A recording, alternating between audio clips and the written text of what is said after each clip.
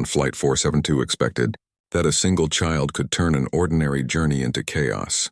But when the son of one of the world's richest men stepped on board that morning, the entire crew felt the air change. Before the plane even left the ground. Before starting, subscribe to our channel. Then drop a comment of your experience. The cabin lights glowed softly in the early dawn as passengers boarded the long flight from London to New York. Among the quiet shuffle of briefcases and the hum of tired travelers, one small voice broke the calm. A boy about 10 years old strutted down the aisle wearing a designer jacket, far too expensive for his age, and sunglasses that made him look like a miniature celebrity. Behind him came his father, a tall man in a perfectly pressed suit, whose watch alone could pay for a year of college. The father barely looked at anyone as he spoke into his phone in a low, demanding tone. The crew had seen many wealthy passengers before, but something about this pair made them uneasy. The head flight attendant, Emma, smiled warmly as she greeted them. She had worked in the skies for 15 years and knew how to charm anyone, but this time her cheerful good morning was met with a cold stare. The billionaire father handed her their tickets without a word. His son ignored her completely and began pressing the buttons on the seat's control panel like a toy. Emma forced another smile and guided them to their first-class seats, hoping the boy would calm down once seated.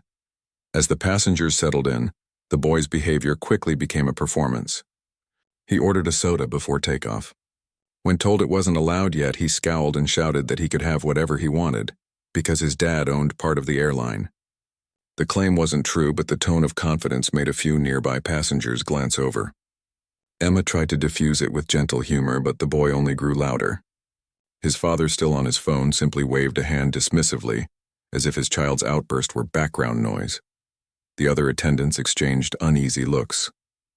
They had handled difficult passengers before, but this was different. It was the sense that no rule applied to this family. The boy kicked off his shoes and demanded someone tie them again. When Emma bent down to help, he laughed and told her she was too slow. A few seats away, a woman whispered to her husband that she pitied the crew. The man only nodded with a weary smile. The captain's voice came through the speakers, welcoming everyone aboard and asking for seatbelts to be fastened. The boy ignored it entirely. He kept pressing the seat recline button while Emma politely asked him to sit upright for takeoff. His father glanced up for the first time, looked annoyed at the interruption, and said, "You heard her son do what she says," then went back to his phone. The boy did not move. When the plane began to taxi down the runway, Emma could feel the tension behind her polite mask. She had dealt with turbulent storms and emergencies, but never a 10-year-old who believed he ruled the sky. The boy finally sat back just as the engines roared, and the plane lifted into the air. For a brief moment, Emma hoped the excitement of takeoff might quiet him. It did not. As soon as the seatbelt sign turned off, the boy unbuckled and ran down the aisle. A startled attendant named Mark quickly intercepted him, asking him kindly to return to his seat. The boy laughed in his face. "Do you know who my dad is?" he said with a smirk. Mark tried again, but the father finally looked up, annoyance flashing in his eyes. He called the boy's name sharply and said, "Sit down before I take your tablet away." The boy sulked back to his seat, but not before glaring at Mark as if he had committed a crime. The crew exchanged silent sighs. There were 8 hours left in this flight. Emma knew they would need patience more than coffee to survive it. She served the first round of drinks to the other passengers, trying to keep the calm atmosphere. But her mind stayed on that corner of first class where the billionaire's child sat.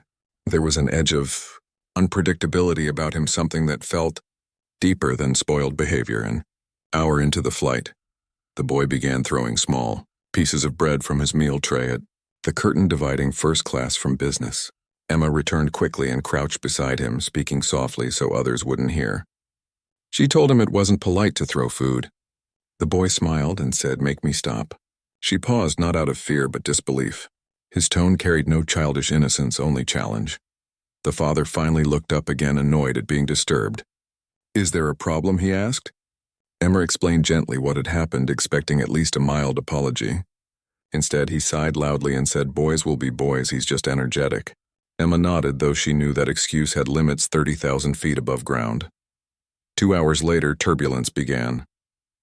The captain warned everyone to fasten seatbelts. The boy refused. He laughed as the plane shook, saying, "This is fun, like a ride." Emma's patience was wearing thin, but she kept her tone calm. She reached for his belt and he pulled away sharply, nearly knocking over his drink. That splash caught his father's attention at last. The billionaire's expression darkened. He grabbed his son's arm not harshly but firmly and whispered something none of the crew could hear. The boy's grin vanished, replaced by wide eyes and trembling lips. He sat back quietly this time. For the first time since boarding, he looked like a child, not a tiny emperor. Emma observed the shift silently, sensing that beneath the arrogance there might be something broken, something fearful. The turbulence eased, but the cabin felt heavier somehow. The boy stayed silent for a long while, his father still scrolling through emails. Emma passed by once more to check on them, and the boy looked up at her. His voice was small now when he asked how much longer until we land. She smiled kindly and said, 6 more hours, dear. He nodded and turned toward the window, his reflection pale against the gray sky. She walked back to the galley, thinking about how a little boy could hold so much anger and how the man beside him seemed trapped in his own world of power and isolation. For a brief moment she felt sorry for both of them, though she could not yet guess how strange and frightening the next few hours would become.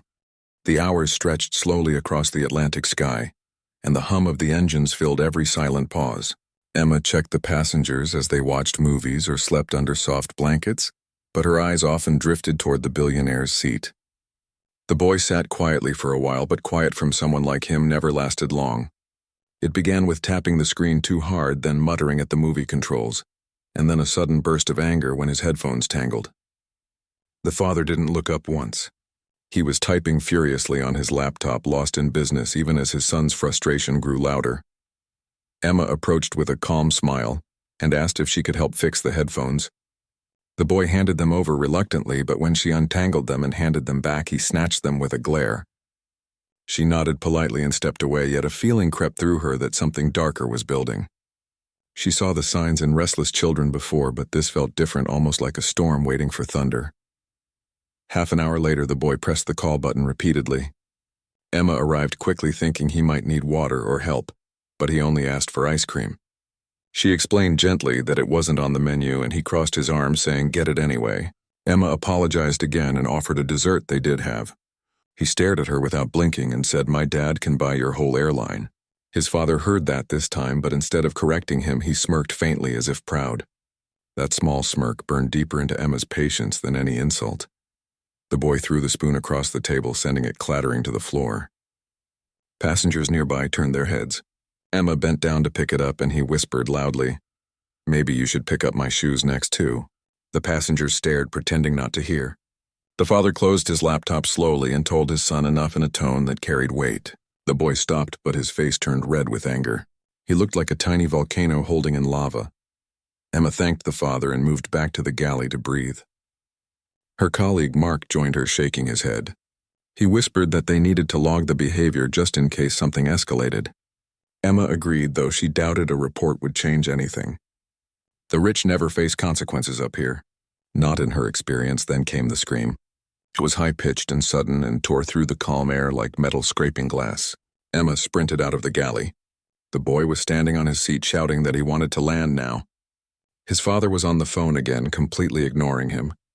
Emma rushed forward and gently took his hand, asking him to sit. He pulled away so hard that his tablet flew and struck the wall. The passengers gasped. Mark appeared beside Emma, ready to help. The father stood at last and told everyone to calm down in a voice that demanded obedience. His son froze for a second and then burst into tears. The sudden switch from fury to fear unsettled everyone. Emma stepped back, giving space, while the father leaned down and whispered harshly into the boy's ear. No one could hear the words, but whatever he said drained the color from the boy's face. He sat down, trembling. Emma slowly picked up the fallen tablet and placed it on the tray table. She told the father quietly that if his son needed anything to feel calm, they could assist. He gave her a curt nod and told her they were fine. She walked away, but her heart beat fast. The whole first-class cabin now watched in uneasy silence, pretending to return to movies and magazines, but still listening. An hour later, the mood changed again. The boy whispered to himself over and over, almost chanting something under his breath. Emma caught pieces of it as she passed by. "You will see, you will see." She didn't know if it was anger or fear. She told Mark about it, and he frowned, saying maybe they should inform the captain discreetly. Emma hesitated. It felt like overreacting to a troubled child, but something in her gut said caution was wise. The captain listened carefully when Mark went up front. He said he trusted their judgment but asked them to monitor quietly, unless safety was at risk. They returned to service, trying to keep everything normal. Dinner trays clinked, soft music played, the air smelled faintly of coffee and roasted chicken. But Emma couldn't shake the image of that boy whispering to himself like he was planning something. After dinner, the lights dimmed for night mode. Most passengers reclined their seats and closed their eyes. Emma checked the aisles softly with her flashlight. When she reached first class, she saw the boy awake, staring out the window. The moonlight fell across his face, pale and distant. She whispered, asking if he was okay. He turned slowly and said, "Do you ever wonder what happens if the door opens up here?" Her breath caught for a second. She knelt beside him, speaking softly. She told him that doors could never open mid-flight because of pressure and locks. He smiled faintly, not comforted but curious. Then he asked what if someone tried really hard. Emma said gently that it wasn't possible. The boy nodded and turned back to the window, whispering again. She stood up, trying to look calm, though a chill ran through her. She went to the father's seat where he slept with his eye mask on. She debated waking him, but didn't. Instead, she returned to the galley and wrote a short report in her log about the conversation, just in case. Mark read it silently, then looked at her with serious eyes. He said, "Keep an eye on him." Emma nodded, knowing she would not sleep until they landed. 3 hours remained. The cabin was quiet except for the drone of engines and soft snores. But for Emma, the night felt too long and too still, like something waited beyond the horizon. The boy's words replayed in her mind again and again, and she didn't yet know that before sunrise, those words would feel less like curiosity and more like a warning.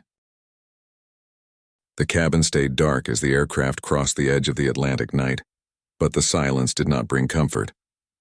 Emma walked slowly through the aisle, checking each seat one by one. Most passengers were sleeping with masks over their eyes and blankets pulled to their chins. A soft hum came from the vents, and now and then a light flickered from a screen where someone watched a movie half awake.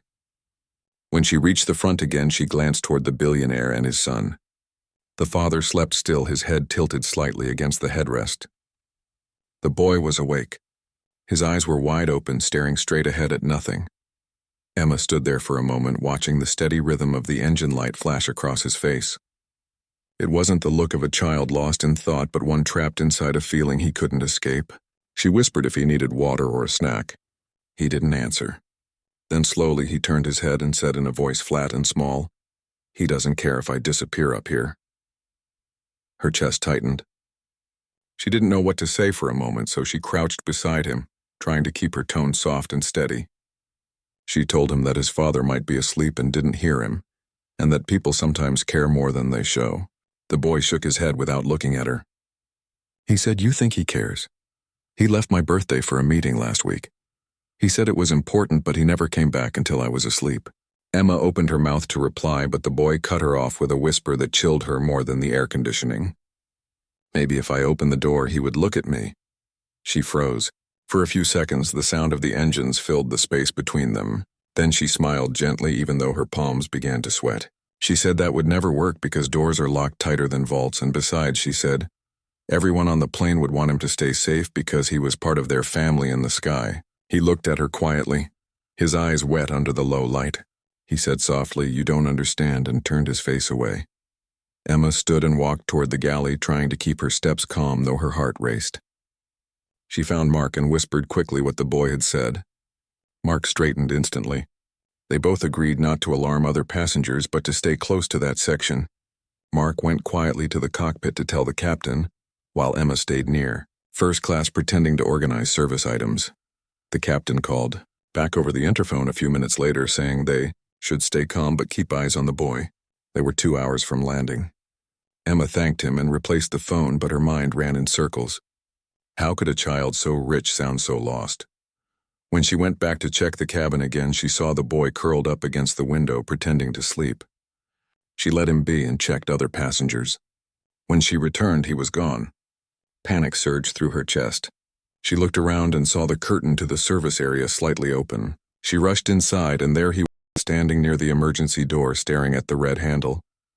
Emma stepped forward slowly, speaking in a soft, steady voice. She said, "Sweetheart, that door can't open in the air, but we can't stand there. It's not safe."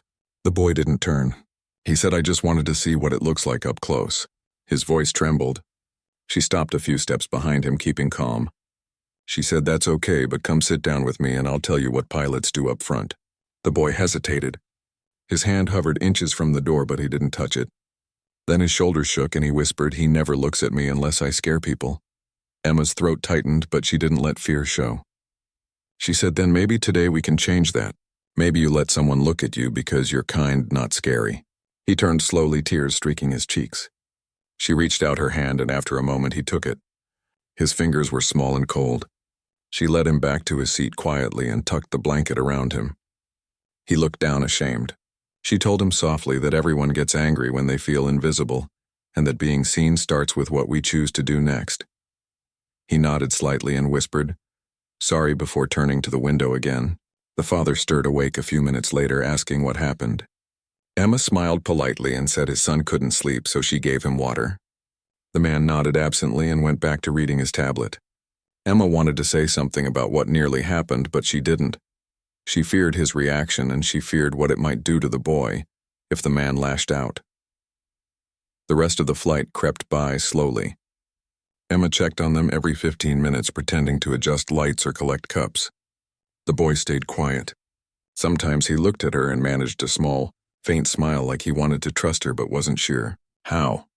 As the plane began its descent announcement, lights flickered on and passengers stirred awake, stretching and yawning.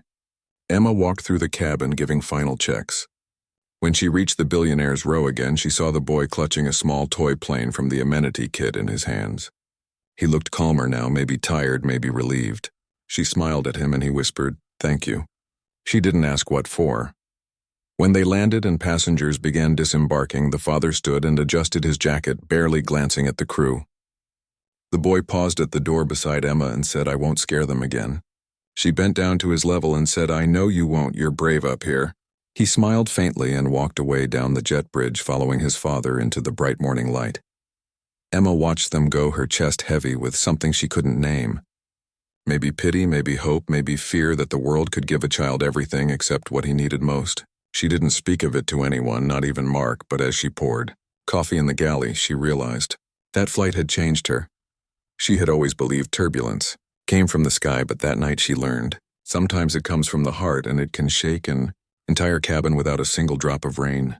2 days after that flight, Emma still could not get the boy's face out of her mind. She worked another route, now heading toward Dubai with a different crew. But every time she passed by a passenger who looked about his age, she felt a pull in her chest. She had seen hundreds of travelers over the years, businessmen, honeymooners, families, but that child had stayed with her like a quiet echo she could not turn off. It was not his tantrums or his arrogance, it was that last look in his eyes, the one that said he was screaming inside for someone to see him. During the short break between service rounds, she sat in the crew rest area scrolling through news headlines on her phone. Then she froze. There was a small article buried between business reports. It mentioned a high-profile billionaire involved in a heated public argument at an airport in New York with staff after his son had gone missing for several hours. The boy had apparently locked himself in a restroom, refusing to come out until his father promised to stay home for his birthday. Emma read the lines again and again. She knew it was them. She felt her stomach tighten. The article said the boy was safe, but the tone between the words felt like a storm was still coming. That night in her hotel room, she turned off the lights and sat on the bed replaying that flight. She thought of how close he had been to the door, how his voice had shaken when he said, "Maybe if I scare them, they'll see me." She wondered what kind of world a child lived in when fear became his language. She told herself she had done what she could, but guilt is a stubborn shadow. It clings even when logic tells you you're clean. A week passed, and she returned to her regular schedule. She thought maybe the memory would fade with time, but fate has its strange ways of reminding people that some stories are not finished. On a quiet morning at Heathrow, she was preparing the cabin for boarding when a voice behind her said, "Do you remember me?" She turned quickly, and there he was, the same boy, though dressed more simply this time in a hoodie and jeans. He smiled a little awkwardly. His father stood behind him, holding 2 coffees. For a moment, Emma could not find her words. She finally smiled and said, "Of course I remember you, welcome back." The father nodded politely, as if seeing her for the first time in his life. The boy looked healthier, his eyes softer. As they settled in their seats, Emma kept glancing their way, surprised to see the father actually talking to his son. showing him pictures on a tablet and laughing quietly. The difference was small but real. When takeoff came, everything seemed smooth. The boy followed instructions this time, keeping his belt fastened. Emma walked by and he whispered, "Thank you again." She nodded, smiling, though she did not know exactly what he thanked her for. Perhaps for the small kindness of that night when no one else had looked at him as a child instead of a burden.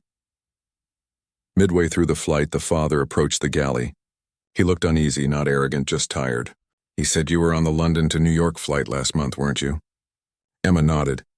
He sighed and said, "I wanted to thank you for what you did for my son. He told me later that you were kind to him when he was scared. I didn't realize how bad things had gotten." He paused and looked down. He said, "I thought giving him everything would make him happy, but I was wrong." Emma didn't know what to say. She simply nodded and told him that kids only need to feel seen, not owned. He smiled faintly at that and said, "You're right," then went back to his seat. For the rest of the flight, she felt lighter, as if something old had healed a little. But life rarely leaves peace untested. As the plane began its descent, turbulence hit again, this time worse than before. The captain's voice came through calm but firm, instructing everyone to stay seated. The aircraft rattled sharply and some passengers gasped. Emma braced herself by a seat edge, scanning the cabin. The billionaire reached for his son's hand and held it tightly. The boy did not scream or panic, he just looked at his father and said, "It's okay, we're safe." That simple sentence made Emma's eyes sting. When they landed safely, the cabin erupted in nervous laughter and claps. The father hugged his son quickly before remembering where they were and releasing him. Emma helped with the final checks before disembarking, and when they reached the door, the boy turned back one last time and said, "See, I didn't scare them this time." She smiled and said, "No, you didn't. You made them proud." After they left, she stood at the door watching passengers leave until the cabin was empty. Mark came by asking if she was okay. She nodded, saying she was just thinking. He laughed and said, "You always think too much." Maybe he was right, but sometimes the sky teaches lessons no classroom can. In the crew bus to the terminal, Emma sat by the window looking at the sunrise. The light spread across the tarmac, painting everything gold. She thought about that boy and his father, and how two people could change each other without meaning to. She realized then that not every frightening passenger story ends in anger sometimes. It ends in understanding, and sometimes the smallest act of kindness, midair, can keep someone from falling even when they never left the ground. She smiled quietly as the airport grew. Smaller behind her, and the sun rose higher, turning the clouds to fire. Somewhere above those clouds, a boy and his father might finally be talking like a family. She hoped so, because in the end, every flight is not just a journey across miles, it's a chance to land somewhere softer inside ourselves. 3 months passed before Emma heard anything about that boy again. The holiday season had arrived, and the airport glowed with decorations that did little to mask the stress of endless travel. She had flown so many routes that the days blurred together. London to Singapore, Dubai to Paris, and back again. The rhythm of airports was mechanical, yet her mind often drifted back to the boy who had once screamed so loudly that passengers turned their heads as if turbulence had a voice.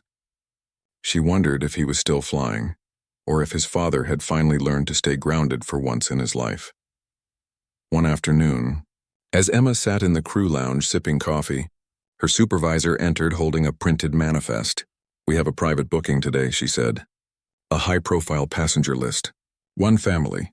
They requested discretion." Emma barely lifted her head until she saw the last name. Her heart gave a strange jolt. It was him again. The billionaire. When she boarded the jet, she found the cabin different from what she remembered. It wasn't one of the larger commercial flights, but a smaller, more intimate business aircraft. The seats were wider, the lighting soft, the silence rich. The father was already there, speaking quietly with a woman Emma hadn't seen before. Maybe his wife, maybe someone new. The boy sat by the window, gazing at the runway lights as if they were stars he could touch. As Emma approached, he looked up and smiled. Genuinely this time. No mischief, no fear. "Hi," he said simply. Emma returned the smile and replied, "Good to see you again." The father looked up and nodded with quiet recognition. "I requested you," he said. "My son told me if we fly again, it has to be with you." That sentence caught Emma off guard. She didn't know what to say, so she just nodded politely and went about the pre-flight checks. Still, her heart warmed at the thought that somewhere along those miles in the sky, She had made a small difference. When the jet took off, the boy watched the city fade into clouds. He looked peaceful now, like the sky no longer frightened him. After a while, he asked if he could help her with the service. Emma chuckled softly and said, "You'll have to wear the uniform for that." He laughed and said, "Maybe one day." He helped hand napkins to his parents and carried juice trays carefully as if he was on a mission. His father watched him with quiet pride, a look Emma hadn't seen on him before. After the meal, the father stood up and came toward the galley. He looked different too, more human, less invincible. "You know," he said quietly, "after that flight a few months ago, I grounded myself for a while. I didn't realize how much I was losing chasing everything else." He told me he didn't want to fly anymore. Said he was scared. I promised him I'd change that fear into something good. Emma listened silently, letting him talk. "We took therapy together," he said. "Not just for him and for me too. You were right that day. Kids don't need money. They need to be seen." His voice cracked slightly on the last word. And for a brief moment, he wasn't a billionaire. Wasn't a man of power. Just a father trying to fix what he'd broken. The rest of the flight passed quietly. The boy drew little sketches of airplanes on napkins and showed them to Emma. "I want to be a pilot one day," he said proudly. "Not because of my dad, but because I love the sky." Emma smiled. "Then you'll make a great one. Pilots who love the sky always do." As they began their descent, a light drizzle streaked the windows. The runway lights shimmered like strings of gold. When they landed, the father thanked the crew personally. Before stepping off the plane, the boy hugged Emma quickly, whispering, "You're not scared of me anymore, right?" She laughed softly and said, "I was never scared of you." He smiled and ran toward the terminal, his small figure disappearing into the crowd. That night, Emma sat alone in her hotel room by the window, watching another plane rise into the night sky. The roar of the engines felt distant, almost like a lullaby. She realized that the boy hadn't just changed. He had changed her too. She had learned that sometimes the scariest passengers are just the loneliest hearts in disguise, and the sky, vast as it is, has room for everyone's redemption. Days later, she received a small envelope in her locker. No return address, just her name written neatly on the front. Inside was a drawing, a child's sketch of an airplane with smiling faces in the windows. On the tail, in messy handwriting, it said, "Thank you for making me feel seen." Emma held the paper for a long time, feeling her eyes sting. She folded it carefully and tucked it into her journal where she kept small souvenirs of her journeys. That night, as the airport lights flickered in the distance, she whispered to herself, "Sometimes the sky gives you stories you never asked for, but they're the ones that stay forever." The hum of planes outside felt softer now, almost like a promise. She closed her eyes and imagined the boy growing up, standing in a cockpit someday, looking out over endless clouds.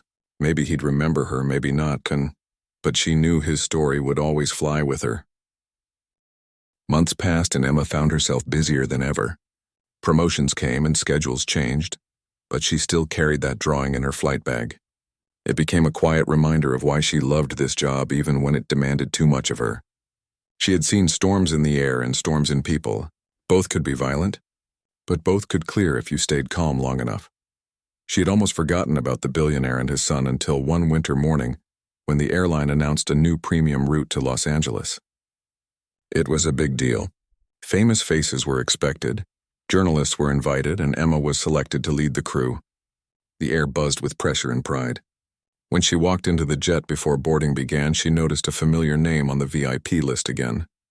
It was them. Fate, it seemed, had a sense of humor. The flight began normally. The passengers boarded with their expensive coats and practiced smiles.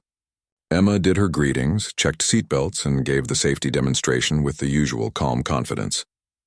Then near the back of the first-class section, she saw him. The boy was taller now, older by at least a year or two, maybe 12. He waved shyly when he caught her eye. His father followed behind, dressed simply, no entourage this time. He nodded respectfully. When the aircraft reached cruising altitude, Emma moved through the aisles serving drinks. The boy grinned and said, "You remember me, right?" She smiled and said, "How could I forget?" He laughed and told her he had started flight lessons. Not in a jet, of course, just in small trainers near his home. "I'm going to be a pilot someday," he said proudly. and maybe fly you one day." His father listened quietly, and there was something softer about him now. The arrogance that had once filled his presence was gone. During the meal service, he asked Emma about her years in aviation, what kept her going. She told him that every passenger carried a story, and sometimes she got lucky enough to witness a few that mattered. He looked thoughtful and said, "You were one of the reasons my son believes people still care. I wanted to tell you that in person." Hours passed. Clouds moved like silver rivers beneath the plane, and passengers began to sleep. Emma checked seatbelts and dimmed the lights. Everything was peaceful until she heard a soft gasp near row 2. She rushed over and saw the boy clutching his chest, eyes wide, breathing fast. His father panicked, calling her name. Emma dropped to her knees instantly, calling for the onboard medical kit. Her hands shook for the first time in years. The training kicked in, but her heart was racing. The boy wasn't losing consciousness, but his breathing was erratic, shallow, like someone trapped between fear and pain. A doctor on board came forward. "Panic attack," he said quickly. "Get him calm." Emma took his hand. "Hey," she whispered softly, "look at me. Remember when you said you wanted to fly? You can't be scared of the sky, right?" The boy tried to smile, tears mixing with sweat. She guided his breathing, slow and steady, matching her own. His father stood helpless nearby, whispering apologies under his breath, guilt written across his face. It took nearly 10 minutes before the boy's breathing eased. The doctor nodded that he was stable. Emma stayed kneeling beside him, holding his hand until the color returned to his cheeks. "You're okay now," she said gently. "You're flying perfectly fine." He nodded weakly, whispering, "I just got scared again." "The clouds look too heavy," she smiled. "Even the heaviest clouds can't stop a pilot who believes in the light above them." When the plane finally landed in Los Angeles, the passengers applauded out of habit. The boy walked off the plane holding his father's hand tightly. Before leaving, the man turned to Emma and said quietly, "I don't think you're just a flight attendant. You're part of our family story now." He paused and added, "Thank you again for saving my son twice, once from fear and once from himself." After they left, Emma sat in the empty cabin as the rest of the crew cleaned up. She felt drained but grateful. Every flight carried risks, mechanical, emotional, human, but sometimes it also carried redemption. She didn't tell anyone about what happened, not because it wasn't worth sharing, but because some moments belonged only to the people who lived them. That night in her hotel, she couldn't sleep. She kept thinking about the boy's small, trembling hand in hers and the way the father's voice broke when he said thank you. The sky outside was clear, stars scattered across it like quiet witnesses. She thought about how those same stars shone over every city she had flown to, connecting every story, every face, every moment of fear and kindness. She realized something then. She had spent years thinking of her job as service, duty, routine, but what she was really doing was collecting stories that proved humanity still lived in the skies. Each flight was a floating world where strangers met, hearts broke and sometimes healed again. She got up, opened the hotel window and let the cold air brush against her face. Somewhere out there, that boy was sleeping safely, dreaming of wings. Somewhere, his father might finally be proud of something more than money. And somewhere deep inside, Emma felt the quiet joy of someone who knew she had been exactly where she was supposed to be.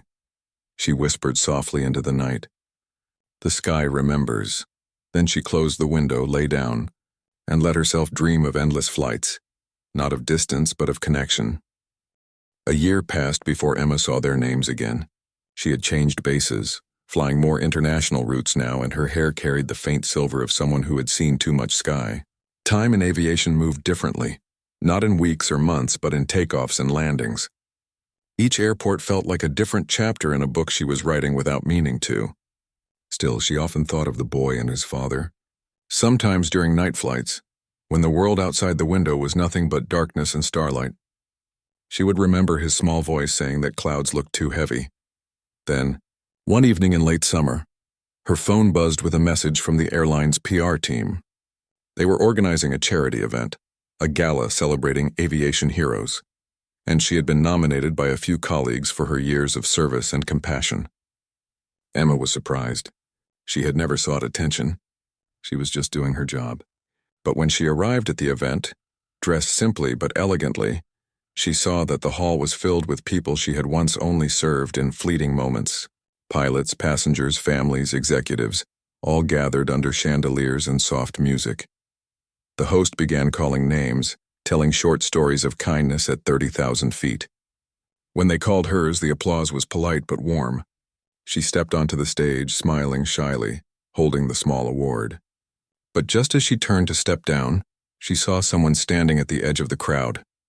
A tall man in a dark suit with a teenage boy beside him. Her breath caught. It was them, the billionaire and his son. After the event, they approached her through the crowd. The boy was taller now, his shoulders straighter, confidence replacing the fear she once saw in him. The father smiled, not the practiced grin of a man used to cameras, but something genuine. "You didn't think we'd miss this, did you?" he said softly. The boy grinned and held out a small envelope. "I wanted to show you something." Inside was a photo, the boy standing in front of a small single-engine plane, wearing a beginner's pilot uniform. On the back, written in his messy handwriting, were the words, "First solo flight. Thank you for believing in me before I did." Emma looked up, speechless. Her eyes shimmered as the boy laughed nervously. "I didn't crash, by the way." She laughed too, the sound catching in her throat. The father said quietly, "He starts aviation school next year. He wants to make it on his own. I told him he already has." He paused, then added, "You should know, you change more than one life. I used to measure success by buildings, numbers, headlines. Now I measure it by peace. You taught me that." Emma didn't know what to say. Some people's gratitude feels heavier than words can hold. She just smiled and said, "You both did the hard part. I was just there in the middle." The boy shook his head. "No, you were there when it mattered most." They talked for a while, sharing stories and laughter that felt almost like family catching up. When the event ended, the boy hugged her one more time and said, "Next time you fly, look up. Maybe I'll be the one up there waving from the clouds." She smiled and said, "Then make sure you fly steady, Captain." When they left, Emma stepped outside into the cool night. The city lights shimmered below like scattered constellations. She looked up at the sky, the same sky she had crossed thousands of times, and thought about how strange it was that among millions of passengers, some leave marks that last forever. She walked toward her car, heels clicking softly against the pavement. Every step felt lighter, like she was walking with the wind behind her. She didn't feel like a flight attendant anymore, not in the old sense. She felt like a witness to something sacred, the way people can break and still find the strength to fly again. On her next flight, she found herself glancing at the cockpit door more than once, imagining the boy behind it someday, confident and calm, guiding a plane through the night sky. She imagined passengers sleeping peacefully behind him, unaware of the story that had once unfolded miles above the earth between a frightened child, a distant father, and a flight attendant who refused to see a spoiled kid when what she saw was someone lost. That thought filled her with quiet pride. Later, during descent, as dawn painted the clouds pink and gold, Emma whispered softly to herself, "He made it." No one heard her, but the sky did, and maybe that was enough. Years passed and the world changed around Emma. Airplanes became quieter, airports larger, and technology faster. But for her, the heart of flying had always remained the same. It was never just about metal wings or schedules or destinations. It was about people, the ones who boarded with tired eyes and hopeful hearts, the ones who carried stories invisible to everyone else. Emma stayed in the skies longer than she had ever planned. She had promised herself she would retire at 50, yet she kept renewing her contract, telling herself just one more year, one more flight. She said it because she knew that the sky still had something left to give her. It was on a winter evening, somewhere between London and Toronto, that fate decided to remind her that some stories never really end. The plane was calm, passengers dozing off under soft lights, when a familiar voice came over the intercom. It was confident, smooth, and oddly comforting. "Good evening, ladies and gentlemen. This is your captain speaking. Welcome aboard. We'll be cruising at 38,000 feet with clear skies ahead. Sit back and enjoy the flight." Emma froze. She knew that voice. She knew it deep in her bones. She turned to one of her fellow attendants and whispered, "Who's the captain on this route tonight?" The attendant checked the flight sheet and said, "Captain Ryan Halloway. First day commanding a long-haul route, why? Emma's heart lifted and sank at the same time. She smiled so softly that the younger attendant thought she hadn't heard. She whispered to herself, Ryan. The boy's name had been Ryan all along. When the plane stabilized at altitude, she walked quietly toward the cockpit, pausing before knocking. Regulations meant she couldn't enter mid-flight, but when the door opened just slightly, a tall young man turned his head and looked back. He had the same warm eyes, the same boyish smile, just grown now, confident and steady. For a moment neither spoke. Then he grinned and said, You finally made it to my flight. She laughed, though her eyes filled with tears. I told you to fly steady, she said softly. He nodded. I always remembered that. They didn't speak long. He had a job to do, but it was enough. She went back to her seat, her heart full in a way words could never explain. The years had stretched and changed them both, but somehow the sky had brought them back together in its own quiet symmetry. Hours later, after the smoothest landing she had ever experienced, Emma waited until all passengers had disembarked. Then she walked up to the cockpit door as Ryan was filling out his post-flight paperwork. He looked up and said, You're still flying. She smiled. And you finally are. He laughed softly, then handed her something. It was a small badge, a pilot's pin, gold and simple. I wanted you to have this, he said. You were the first person who believed I could be up here. She tried to refuse, but he insisted. Every pilot carries someone in their heart when they take off. You're that person for me. Emma took the pin and held it like it was made of light. She didn't speak for a moment, afraid her voice would break. Finally, she said, You were never just a passenger to me, Ryan. You were a reminder that even at 30,000 feet, people can change, and I think you proved that. He smiled. I didn't do it alone. They said goodbye then quietly, as professionals do. But when Emma stepped off the plane, she didn't feel like she was leaving work. She felt like she was closing a chapter that had taken years to write. Outside the terminal, the wind was sharp, carrying the scent of jet fuel and snow. She stood there for a while, looking up at the sky. Planes crossed paths overhead, glowing like stars moving on invisible trails. She thought about that first flight, the tantrum, the fear, the chaos, and how that scared little boy had grown into the calm voice guiding people safely through the air.